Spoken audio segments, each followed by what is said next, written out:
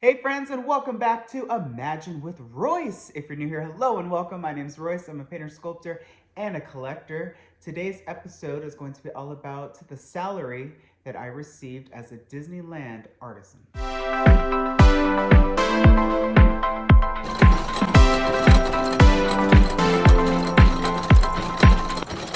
All right, so to begin this topic, I kind of want to go all the way back to my beginnings with the company. If you do or do not know, I started as in attractions as a jungle cruise skipper, and that role to me at the time was a dream role, and I really wasn't sure about the rate, nor did I care because I was 20 years old, and when you're 20, that is the time to get minimum wage or not even. I'm really not sure what the minimum wage was at the time, but I got $9 and I think it was like 47 cents an hour. So I remember every 2 weeks we would get paid on Thursday, and I remember the checks would be like 230 to 350, give or take. So we were working for next to nothing. Being a drone cruise skipper is not like, just pushing, not no shame to Fantasyland, but pressing a button and advancing a vehicle into the attraction is different than going with the guests and spieling and operating the boat at the same time. It was a lot of work. We were putting on a show. Of course, we were not the show. The attraction and the figures were, but we were the narrators. And same thing could go for the storybook land canals. Those people. And I also was a steam trains conductor, so it was just a little bit more work. So I felt like we should get paid a little bit more than what we were, but who's to say, So I was in shock when I got my pay bump from attractions to figure finisher. So this fast forward 3 years, I was 23 when I got into audio animatronics figure finishing, and I remember being so excited. I could care less about the pay. I interviewed, and the recruiter called me, and I'll never forget this day. He was like, they like you, Royce. Do you want the job? And I said, absolutely yes. And he's like, okay, I know you're not going to debate the pay with me. And I said, well, probably not. It's not, really for the pay. And a lot of people will message me on Instagram and say, I'll do it for free. I'll just want to shadow. A lot of, imagineering work, you can't just shadow. You have to sign a confidentiality agreement contract because you are, eyewitnessing stuff that is not released to the public yet. So that's not really an option. But I said, okay, well, what's the pay? What is it? And he said, well, your current rate is this, and it's going to go up significantly. How does 27, no, it was 28.50 sound an hour starting? And I said, oh my God, that's amazing. Yes. And of course, when you work at night, I don't know why they paid me 50 cents more an hour from 3 to I think it was 7. So it was like 29.30 roughly. But I don't know why they paid. I remember they said it had something to do with long term on your health, which I could definitely see how doing, 3 a.m. to 11 a.m. Monday through Friday for 30 years could affect you because your body, and I'll say this, I adjusted to the hours, but I never really got used to it. It was very difficult. So of course I said yes, and I was really excited. And I started in audio animatronic figure finishing as a painter, which was the last stop in the animation department before the figure goes back into the attraction. So I kind of explained it to you.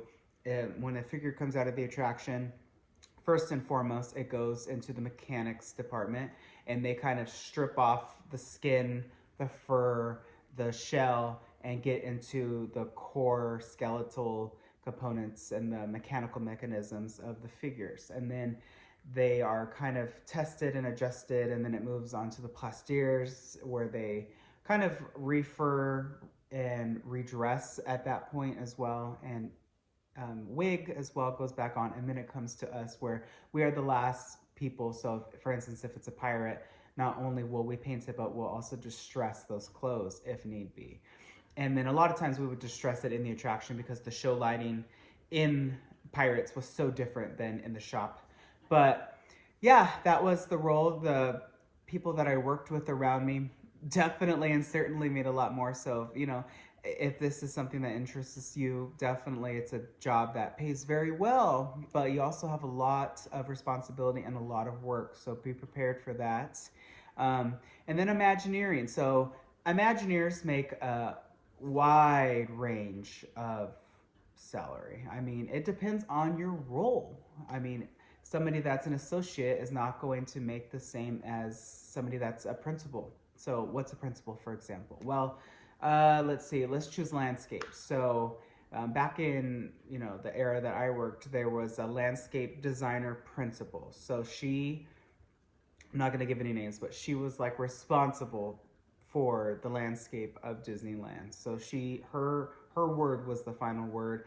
If she couldn't come to an agreement for some reason with someone else, then it would be bumped up to the art director of Disneyland, who's Kim Ramone. So, for instance, she's a principal. So, for the most part, nothing needs to go up to Kim.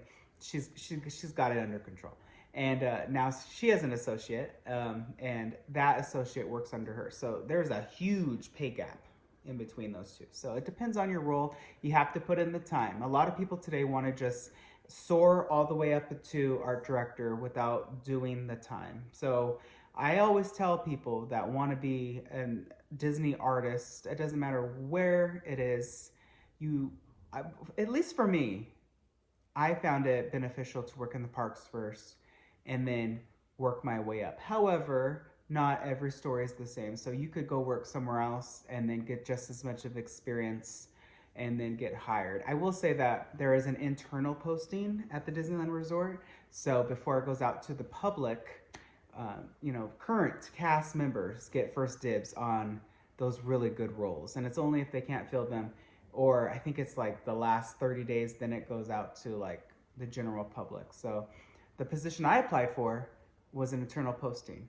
And when you get internal networking components, and networking is another huge part of getting that dream role. So that was my rate. It did not stay there. I was at the company almost 10 years, and throughout that time, my salary, and I took different positions at different times, and I accepted lower rates, and then I accepted higher rates for the purpose of I loved what I did. I didn't care about the rate. So if you are truly an artist, a passionate artist, you will know that sometimes artists go hungry, right? I never went hungry, but don't do it for the love, do it for the labor. Do it for you getting to use your hands for an amazing company. It may not just be Disney. I don't know about Universal Studios or Legoland, or there's so many places that you could work that will give you equal pay. I'm sure there's unions, of course, and you have to pay union dues and all of that. But I just remember my first check going from attractions to figure finisher, and the pay amount was just astronomically different. I do believe today the starting pay for figure finishers is easily, I think, $32 or $34. So that's what you're looking at. And like I said, it's a hard role to get. So take all those videos that I made in the past of how to become this, or my goals. If this is your goal, well, this is my step plan. It worked for me, and always, you can email me or message me on Instagram. I try to get back to all of you. People send me their resumes and stuff, and there's nothing I can do for that. I'm not resumes for me really was never my forte, but I can tell you what to create, what Disney's looking for in terms of skills as a painter. That's something that I can help you with. And a lot of people are like, well, I want to be an Imagineer. I don't want to be an Imagineer just for the Imagineering title. You can do Imagineering work anywhere, in your garage. You don't have to have that name tag to be an Imagineer. And don't just box yourself into that one position and that one role and let that be it. Because there's so many amazing places to work as an artist.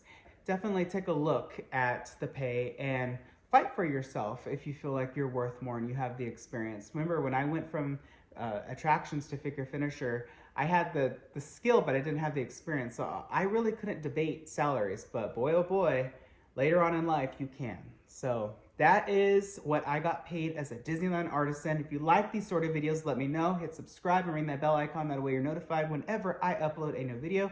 Tell me what else you want to know next. I have some more fun videos like this coming up in the future. So as always, dreamers, thank you so much for watching. Have a magical day. Be nice to one another. And always remember not only to follow your dreams, but to chase them. Later.